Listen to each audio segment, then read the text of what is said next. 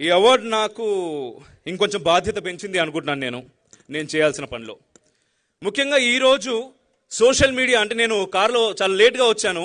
నేను వస్తున్నప్పుడు విన్నాను సార్, మహేంద్ర గారు ఇక్కడ మాట్లాడుతూ ఉన్నారు, శాటిలైట్ ఛానల్స్ కంటే కూడా సోషల్ మీడియాలో వ్యూవర్షిప్ చాలా ఎక్కువగా వస్తుంది, దానికి 4-5 రెట్లు మేము వ్యూస్ తీసుకొస్తున్నామండి హరీష్ రావు గారు అని చెప్పేసి వారికి ఎక్స్ప్లెయిన్ చేస్తున్నారు.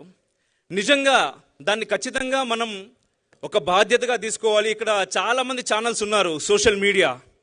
ఈరోజు ఆర్టిఫిషియల్ ఇంటెలిజెన్స్ అనేది ఒకటి వచ్చింది మన దగ్గరికి. సో నేను బేసిక్గా ఈ ప్రోగ్రామ్ గురించి అంజలి గారు ఒక వీడియో బయట చేయమన్నప్పుడు దాంట్లో ఒక మాట అన్నానండి, సోషల్ మీడియా అనేది ఒక వెపన్ లాంటిది అని.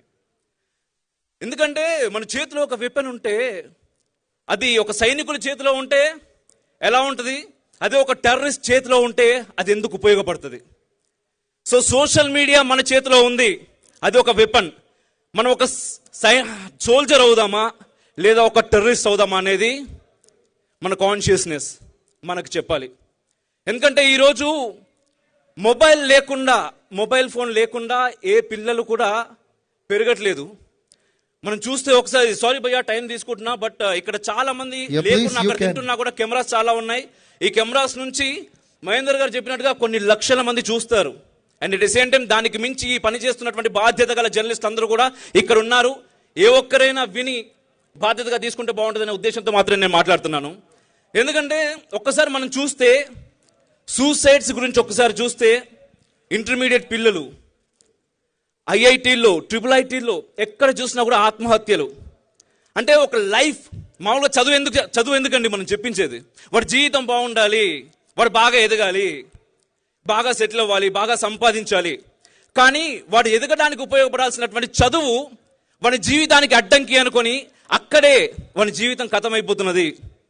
సో పిల్లలకి మనం ఏం చెప్తున్నాం, ఏం చూపిస్తున్నాం, ఎందుకంటే మొబైల్ ప్రతిదీ కూడా మొబైల్ నుంచే వస్తుంది. అండ్ ఇన్స్టాగ్రామ్ ఓపెన్ చేస్తే అంటే, ఎందుకంటే తల్లిదండ్రులు ఏది చూస్తే ఆటోమేటిక్గా సజెషన్స్లో యూట్యూబ్లో కానీ ఫేస్బుక్ కానీ ఇన్స్టాగ్రామ్ కానీ అంటే చూడాల్సిన అవసరం లేదు, మన బ్రెయిన్లో ఆలోచిస్తారు ఆటోమేటిక్గా దాని యాడ్స్ అన్ని మనకు సోషల్ మీడియాలో వస్తూ ఉంటాయి.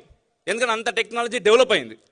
సో మీ ఆలోచనలు మీ పరిధిలో ఉంచుకోండి. అట్ ది సేమ్ టైం మీ పిల్లలకి ఏం చూపిస్తున్నారు, ఏం చెప్తున్నారు అనే విషయాన్ని ఖచ్చితంగా మీరు గమనించాలనుకుంటున్నాను. And at the same time ప్రతి ఒక్క ఛానల్కి నెక్స్ట్ జనరేషన్స్ని మీరు దృష్టిలో పెట్టుకొని మీ వార్తా ప్రసారాలు చేయాలి అని చెప్పేసి మనస్ఫూర్తిగా నేను విజ్ఞప్తి చేస్తున్నా. ఎందుకంటే మనం చేసే బెడ్రూమ్లో కెమెరాల ద్వారా ఏం రాదండి వాళ్ళకి, ఎందుకంటే ఆటోమేటిక్గా ఇదంతా కూడా ఒక కాంపిటీషన్ ఖచ్చితంగా. బట్ ఈ కాంపిటీషన్లో మనం విలువలను పాటించాలి, విలువలను పాటిస్తూ మనం ముందుకెళ్ళాలి. ఇది నా విజ్ఞప్తి, దయచేసి తప్పుగా మీరు అనుకోకండి. Thank you so much for this award.